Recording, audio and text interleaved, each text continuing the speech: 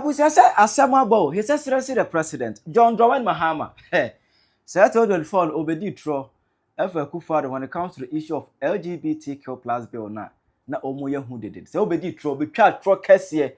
Akufo fans amanansia no community Christian council na ho no ana ono akwote ne to na ono ate no ho to no Abronye abe clash with John Mahama enye fedi abro mema nkyere mu no akere wadwen ama me e comment section how you Penyah block media mess was say need mo obe like video no that my subscribe button snap click notification icon for the latest update na be kere wadwen da ama me e comment section mess also ba so no share for anya bi ahwe e to nim out of nowhere Anna Sam George ekofa bibi friend anti LGBTQ plus bill to Ghana parliament Anna ojine go for call say Akufo Addo sign that bill no at a hono Sam George etiate say parliament a pass bill no ade hia say Akufo Addo ebe sign e Akufo Addo enya hard na on sign bill no na on beso be sign o me hunu say sabi ono no oye LGBT activist eti on hweye no declare stand on that issue. I'm back here, His Excellency the President, John Dramani Mahama, as a that same thing. Also blame Akufo Addo na Akufo Addo person obe sign bill no edanim on sign on your red na on sign bill no because I was ultimate and it is against our values. It on sign that bill no. Emma just said this became a solid ground for NDC to do propaganda against Akufo Addo and say the homecoming will be here. Sam George crimes are come be said. The person who is trying to build a cathedral for God, no, it is that same person who is into LGBTQ or do I support it trumu, or because or claims that Akufo Addo person or sign bill. Bill at that time, no. MP for me and said there is no bill which is passed in parliament. Yeah, that got to go for the as Akufo Addo ensign. Yeah, Fabu Bianco to on the decks of Akufo Addo, but still, not end this free.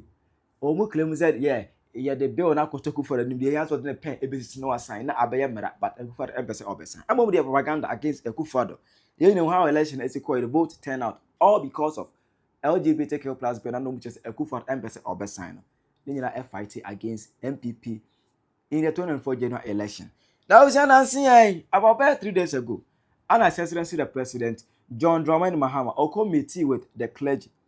I heard say omko come my how come the two and say omuchana da cathedral no or making sure say obesi clergy no catch Mahama say on si cathedral no ama Mahama age penis any cathedral obesi obeto so na we but again you have address that issue no but for now there yanka LGBTQ plus bill no Mahama ekasemo no and okoti see LGBTQ plus bill no anti LGBTQ plus bill okoti see so and we chire mu say oh all that why are ready. Oh, why are you ready? Say why are sons of God as well Penyah? Why are you ready? Now, bill no, they should relay the bill in parliament. So we relay bill in our parliament. Now parliament I approve it. Now bill no ever that or no Mahama anymore.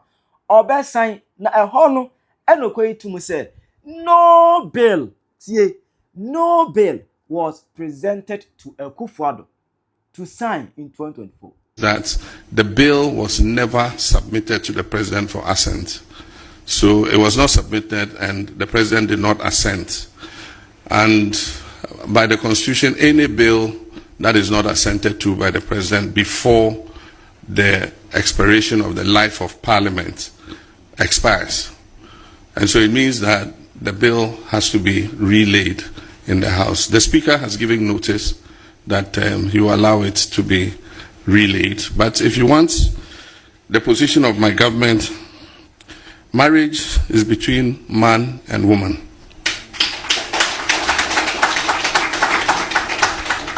A person's gender is determined at birth. And then also that the family is the foundation of our nation. That is our position. And so there are no questions or equivocations about what we believe. I believe that we are completely aligned with the Christian Council in terms of your belief. And so we agree with the Speaker to relay the bill and let Parliament, debate it. And if there are any amendments or whatever that have to be done. If the Parliament of the people of Ghana endorse the bill and vote on it and pass it and it comes to me as president, I will sign it. Yes, a young fat bill beyond Kotoku for table say on sign. in the year 2024. Now, so go for so the propaganda we. Am I even Mahama na kasa e kan bi. As asole panyin da bia me kase. Eya asa kasa de munya ika. Sima say some George asole panyin munya asa asem ne ka. Asole panyin ye now no ye di sika lento. Eye di bere with social status. The other one asole panyin was on them. Now munya ika. Munya. But mama for example. If I say oh asole bi na asole bi no. Wo nko na wo kosuku akwa akiri.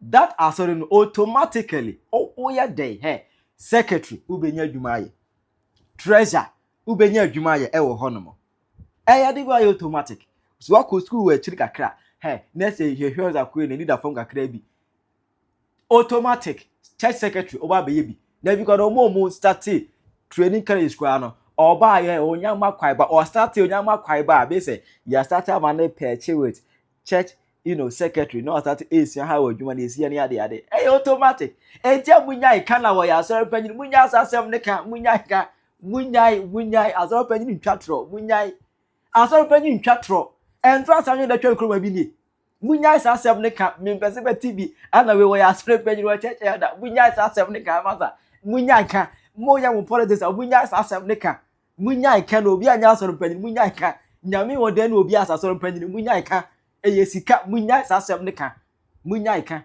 no ayo obi anya so panyin okrum ha no asori panyin bi e Ghana politics mu entro obobutwa ntro ya so panyin fo munya sasem ne ka ebusia na so opposition ha obedi tro kire Ghana fo no twa tro gogu fo adi so segu fo adi tan gunanu masekwa eno ana Abronye abe clash with John Mahama na enye fedi agro NDC ye opposition party a ekwana wo mo fa so di tro no mo digi to me ekwana President Mahama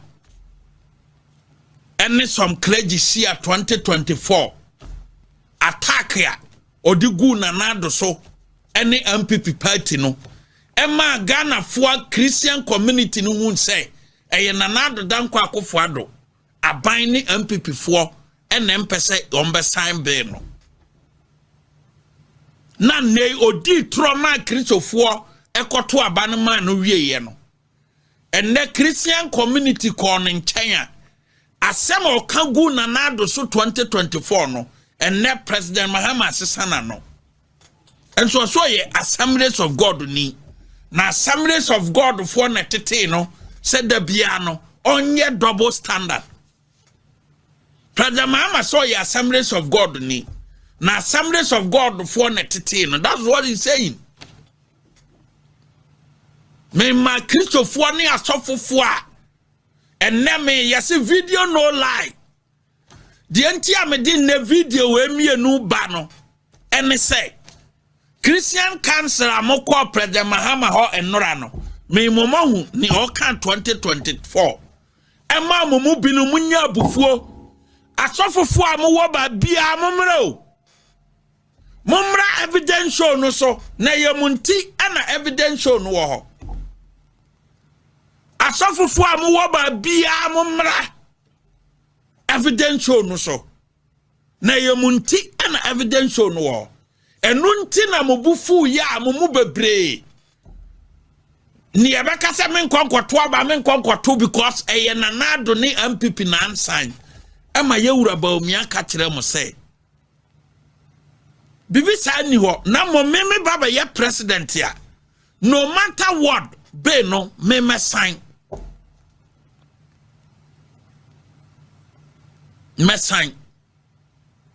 omantie asofofuo bebre wo kroma na they don't want to see the new patriotic party because of the propaganda President John Dramani Mahama as a presidential candidate did against the MPP. A fa gay baby home a bra gay and crofobinum the assembly court. Say Supreme Court on Chirechiremu. Now President Mahama taking the advantage. Any Christian community kokasaye na or attacking President Akufo Addo in 2024. Exactly a year.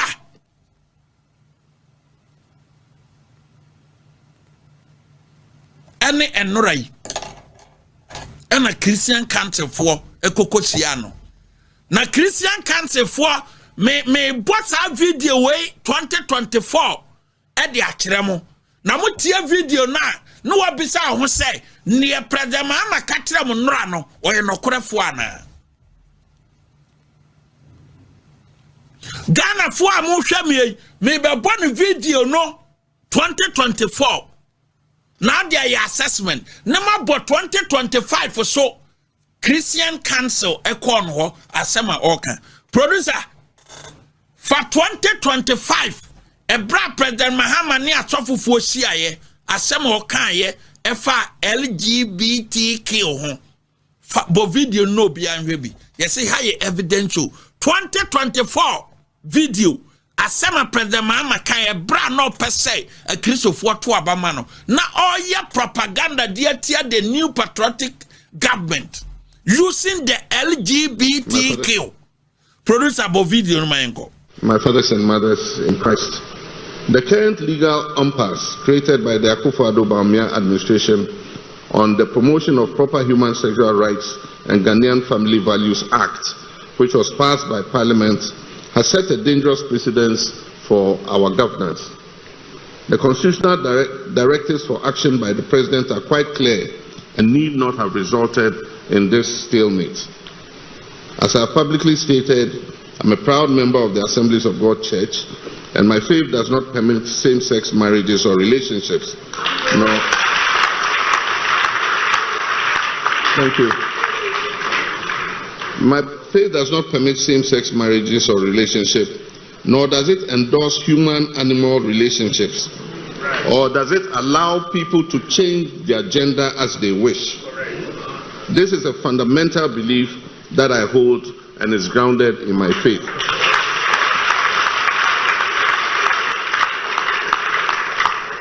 I therefore assure you, my fathers and mothers in Christ, the current legal impasse created by the Akufo Addo Bawumia administration on the promotion of proper human sexual rights and Ghanaian Family Values Act, which was passed by Parliament, has set a dangerous precedence for our governance.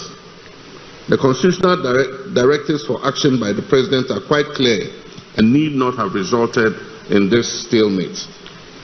As I have publicly stated, I'm a proud member of the Assemblies of God Church, and my faith does not permit same-sex marriages or relationships. Repeat Babia or say, and some na a walk out no.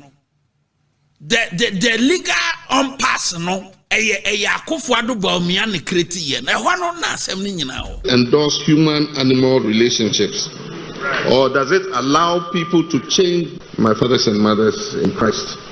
The current legal impasse created by the Akufo Addo Bawumia administration on the promotion of proper human sexual rights and Ghanaian Family Values Act, which was passed by Parliament, has set a dangerous precedence for our governance.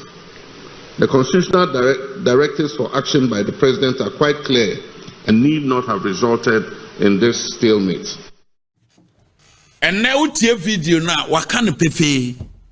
Ebra oshia Ghana sofofo a ope wo mutumi no. Osi asem na ekọ nyina no Akufo Addo ne Bawumia na head da kriti ye. And na sofofo na mo bo mutinko no. Me bo papa na me bo ta video we amam. President John Dramani Mahama in 2024 essay womo di asem ne court efa LGBTQ no that legal issues na ekoye no nyina no eye Akufo Addo Bawumia ene kreti sa court issues ne nyina blaming Akufo Addo say constitutional directives ne clear for him to sign the bill where 2024 video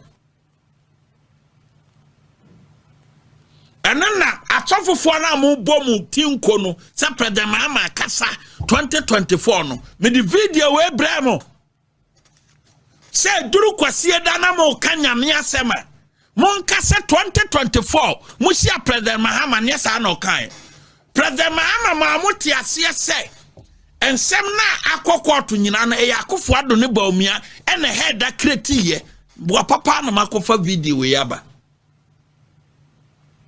O kasa di tro. Edi Bawumia dini bata ho. O se Akufo Addo Bawumia. Ene kreti sa unpass na ekoso no. Na constitutional directives ni ye clear. Eche se Akufo Addo sign. Na eche se be no wo ho. Ena Akufo Addo an sign. That time na odi throw we say be ya a Christopher beto abaye nen e dia ma no producer repeat video no biem na nipa hu say e kwana ye fa so ye politics ya e throw wom ye mfa Bawumia dini mata ho ye nka say ya Akufo Addo na kretie say be ya asofofo we num nyina beto aba e dia ma me bol ho no ma ye ntie biem kakra ho na ho kakra na.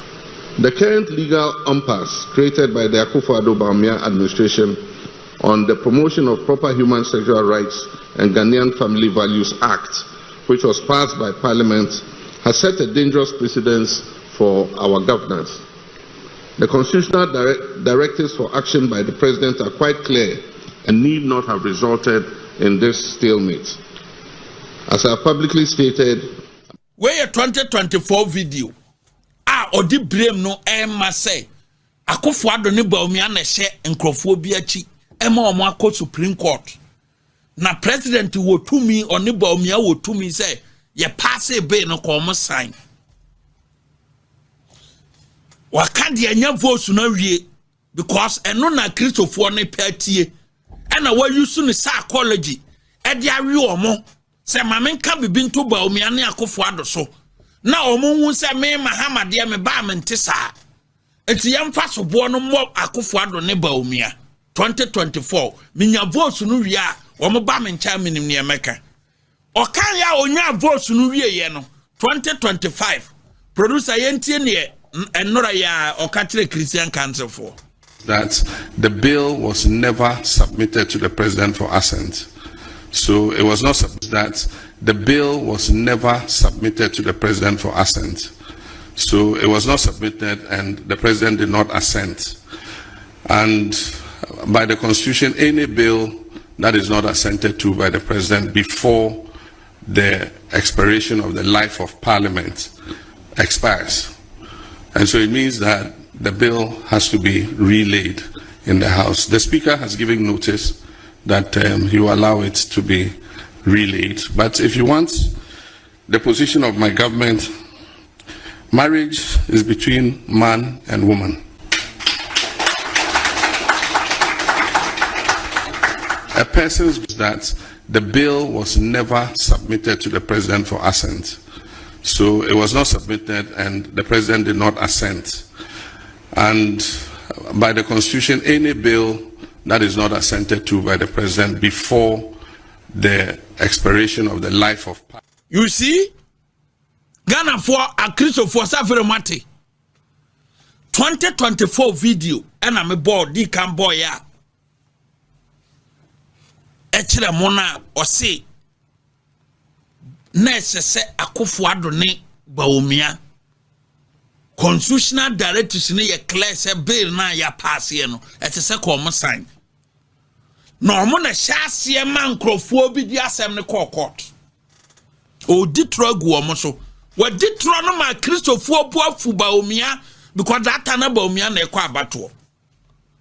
President Mahama di tro ama Christopher Boafu Bawumia 2024 because Domama Kasatrek ayi asofofo no in 2024 no o say Akufo Addo Bawumia na create sa legal issues no surrounding the LGBTQ bill no omo na create ye nti sofo bia o bia nim say yenya ka Akufo Addo Bawumia na se Bawumia na ekwa abato de a ene memfa nkɔhye Bawumia be kwa Akufo Addo de wawie ne de etra odi ye e de dada asofofo no say ye de be nakɔ na Akufo Addo ne Bawumia na mpesa o mbesan medika na bosa video na kyerem 2025 na the same person now also ya Assemblies of God ni no achia Christian Council aka kyerem say be no kra no anura Akufo Addo ho Na so ye statement.